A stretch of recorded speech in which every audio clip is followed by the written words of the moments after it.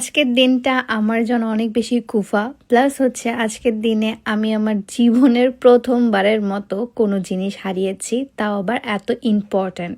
আসসালামু আলাইকুম everyone, welcome back to my new blog. কেমন আছেন সবাই? ঘুম থেকে ওঠার পর এরকম একটা ভিউ দেখলে কার না মনটা ভালো হয়ে যায় বলেন? ঘুম থেকে ওঠার পর রেডি টেডি হয়ে একটা মেকআপ ভিডিও করেছিলাম, যেটা আমার আগের ফোনে ছিল, এবং আনফর্চুনেটলি সেই ফোনটা আমি হারিয়ে ফেলেছি।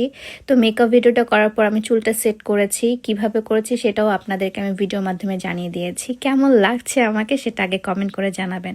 আমার কাছে সেই দিনকার লুকটা সবচেয়ে বেশি সুন্দর লেগেছিল, এবং আমি যে রেড ড্রেসটা পরেছিলাম এই রেড ড্রেসটাও কিন্তু আপনারা আমার পেজে পেয়ে যাবেন। মেইনলি আজকে যাচ্ছি আমরা মাদিরার ইস্ট সাইডে। মাদিরার ইস্ট সাইড মেইনলি হচ্ছে পাহাড়, এবং পাহাড়ের মধ্যে থেকে সমুদ্র দেখা যায়, বাট আপ সাইডটা আর কি খুব সুন্দর সুন্দর পাহাড় আজকে দেখবো। তো আমি জানতাম না যে ইস্ট সাইডে আসলে পাহাড় বা হচ্ছে মাউন্টেন্স এইভাবে আছে।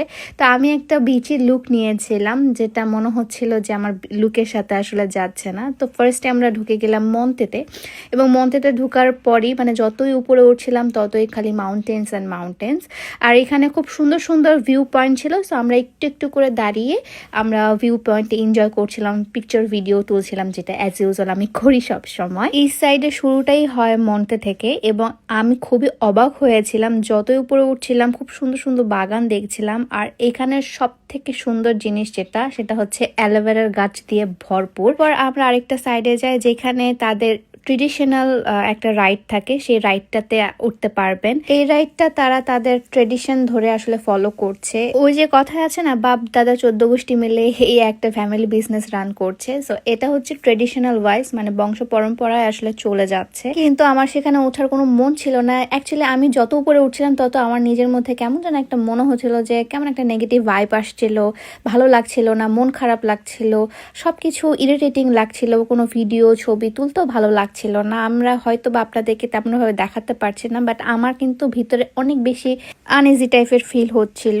আমি মোটেও মানে হ্যাপি থাকতে চেয়েও হ্যাপি থাকতে পারতেছিলাম না তখনই। এবং আমি সামুয়েলকে বারবার বলছিলাম যে সামুয়েল, আমার না কেন যেন খুবই খারাপ লাগতেছে, আর একটা মনে হচ্ছে একটা নেগেটিভ এনার্জি আমাকে অ্যাট্রাক্ট করছে, বা নেগেটিভ এনার্জি সবসময় আমার পিছা করছে, বা সামথিং এরকম ফিল হচ্ছে সব জায়গায় যেয়ে। কিন্তু তার একটু সামনে গিয়ে আমি একটা খুব সুন্দর এই জায়গাটা পাই, এবং এখানে একটা ক্যাফে থাকার কারণে আমরা এই জায়গাটাতে আসলে স্টপ দিই। এবং এই জায়গাটাই হচ্ছে আমার জীবনের সবচেয়ে বড় কাল হয়ে যায়, কারণ এই জায়গায় যে এই যে ব্রেঞ্চের মতো দেখছেন, এখানে আরো 2টা ব্রেঞ্চ ছিল। তো একটা ব্রেঞ্চের মধ্যে আমি আমার একমাত্র কোচের ব্যাগ এবং আমার 16 Pro Max যে ফোনটা, সেই ফোনটা রেখে আসি। এবং আমি ভুলেই গিয়েছিলাম সেই ব্রেঞ্চের মধ্যে আসলে আমার মোবাইল বা হচ্ছে ব্যাগটা আছে, এবং আমি ঠিক ভিতরে চলে আসি ক্যাফে। এবং ট্রাস্ট মি, আমার কেন যেন মাথার মধ্যেই নেই যে আমি একটা ব্যাগ ক্যারি করছিলাম।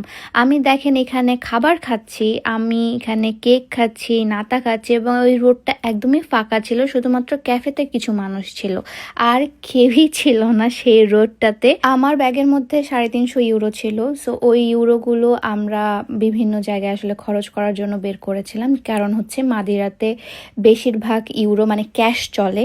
সো আমরা সেজন্য টাকা বের করে জাস্ট রেখেছিলাম আমার ব্যাগের মধ্যে। আমি যখন এখানে বিল দিতে যাব তখনই আমার মনে পড়ে। তারপর আর কোনো ক্লিপ নেওয়া হয়নি। অনেকক্ষণ ধরে ঘুরেছি, অনেকক্ষণ ধরে খুঁজেছি, প্রায় 2 ঘন্টা সেটার পিছনে ওয়েস্ট করছি। আমার ফাইন্ড মাই লোকেশন দিছি, ফোন সুইচ অফ, কল দিচ্ছি ফোন ধরে না, এটসেট্রা। আমার বাংলাদেশের নাম্বার সব কিছু গায়েব। অ্যান্ড আমি ভাবলাম যে ভাই, আমি এত টাকা চুনা কিভাবে খেলাম, কারণ আমার কোচের ব্যাগটা বেশ এক্সপেন্সিভ ছিল, অলমোস্ট 1 লাখ টাকার ব্যাগ ছিল, এবং ওটা আমাকে সামিউল গিফট করেছিল। অ্যান্ড আমার ফোনটাও 16 Pro Max, ওটাও আমাকে সামিউল গিফট করেছিল। সো সব কিছু মিলিয়ে মন টন খারাপ করে বিভিন্ন জায়গায় যাচ্ছে, বাট মন ভালো হচ্ছে না। তো আমার যে ড্রাইভার ছিল, সেই ড্রাইভার আসলে অনেক ভালো ছিল। সে আমাকে খুশি করার জন্য লোকালয়েস থেকে বিভিন্ন ফ্রুটস এনে দিচ্ছিল, অনেক কিছু আসলে দিচ্ছিল। অ্যান্ড এরই মাঝে মনে হলো যে কেনই আসলে এটা হলো আমার সাথে। পরবর্তীতে নিজেকে একটু সান্ত্বনা দিয়ে মনে করলাম যে একটা জায়গায় ঘুরতে এসেছি, আমার সাথে অনেক কিছু হতে পারতো, আমার জানের উপর দিয়ে না গিয়ে মালের উপর দিয়ে গেছে। এটাই অনেক বেশি শুকরিয়া, আমি সুস্থ আছি, বেঁচে আছি, এটাই অনেক বড়। তারপর আসলে আর মন টন ভালো নেই, কোনো ভিডিওই করিনি। তারপর নিচে এসে সামিউল বলছে তুমি ভিডিও করছো না কেন, এত মন খারাপ করে থাকিও না। সো আমি ড্রেসটা আসলে আমার চেঞ্জ করে ফেলি। এই ড্রেসটা আপনারা অরিন্দ্রিতা পেজে পেয়ে যাবেন। অলরেডি আমি ড্রেসের ডিটেলস দিয়ে দিয়েছি আমার পেজের মধ্যে, আপনারা চাইলে সেখান থেকে নিতে পারবেন। খুব সুন্দর একটা স্কার্ট সেট, আপনি চাইলে এটা স্কার্টটাও আলাদাভাবে নিতে পারবেন, আবার চাইলে কিন্তু আলাদাভাবে এটা সেটও নিতে পারবেন। আর আমি যে বিচটাতে আছি এটা হচ্ছে ইয়েলো সেন্ট বিচ বলে, এটার নাম মেইনলি মাসিকো, if I am not wrong, আমি স্পেলিং মনে হয় ঠিকই বলেছি। সো মাসিকো বলে। এই মাসিকোতে এসে আমার তাও একটু মনটা ভালো হয়ে গিয়েছিল, কারণ সমুদ্রের পাড়ে এসেছিলাম। আর আমি মনে করেছিলাম যে হয়তো বা সামিউল আমাকে অনেক বকা দিবে বা অনেক অনেক মন খারাপ করবে, বাট সে আমাকেই আসলে সান্ত্বনা দিচ্ছিল যে দেখো ওখানে তো ফোন আর ব্যাগই গেছে, ওখানে তো আরও অনেক ইম্পর্টেন্ট আমাদের ডকুমেন্টস থাকতে পারতো, আমাদের কার্ড থাকতে পারতো, তোমার পাসপোর্ট থাকতে পারতো, তো এগুলো তো আসলে নাই, তো তুমি টেনশন করো না। তো এইভাবে আসলে পরবর্তীতে আমি নিজেকে একটু সান্ত্বনা দিয়ে ঘোরাতে মনোযোগ দিয়ে দেই। অ্যান্ড মাদিরাতে এত পরিমাণে রোদ আর গরম ছিল, মানে পুরো উল্টা ওয়েদার নেদারল্যান্ডের থেকে, মনেই হচ্ছিল না এটা ইউরোপের কোনো ওয়েদারে আসলে আমি গিয়েছিলাম। পুরো কালো হয়ে এসেছি, এত রোদ ছিল, পুরো সানবার্ন হয়ে গিয়েছিলাম। তো মাসিকো থেকে একটু সামনের দিকে আমি আগাচ্ছিলাম, একটু পোর্ট এরিয়ার সাইডে আসলে আগাচ্ছিলাম। মাদিরা যে পোর্ট সেই এরিয়াতে আসলে আগাচ্ছিলাম। তাও আমি বলছিলাম যে আমার কেন ফোনটা ব্যাগটা হারালো, আমি খুবই মন খারাপ করছিলাম এবং বলছিলাম যে কেন হলো এটা আমার সাথে।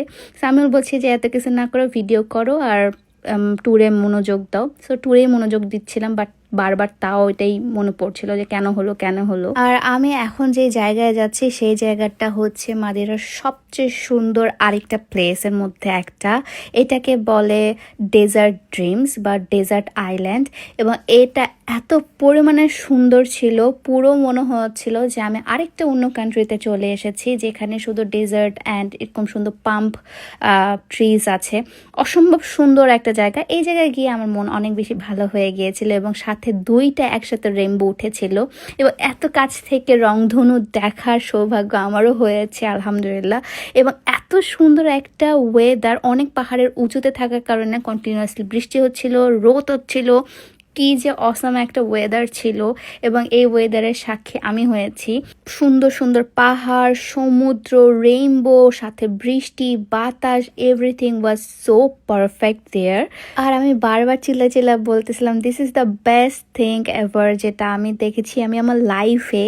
এবং আমি খুবই হ্যাপি ছিলাম দ্যাট টাইম। সো বৃষ্টি থাকার কারণে অলমোস্ট আমি ভিজেই গিয়েছিলাম। এখান থেকে আমি আরেকটা পয়েন্টে যাব, যেখান থেকে ভাই সমুদ্রটা এত সুন্দর দেখা যাচ্ছিল, ওয়েদার, সমুদ্র, everything was so nice there. And আমি জাস্ট দেখতেছিলাম আর মনে হচ্ছিল যে আল্লাহ আমি কি দেখতেছি, এত সুন্দর জায়গা, এত সুন্দর জায়গা, কিভাবে পসিবল, কিভাবে আমি এগুলো শুধুমাত্র আগে পোস্টারে দেখতাম, কিন্তু আমি বাস্তব জীবনেও এরকম ভিউ দেখতেছি।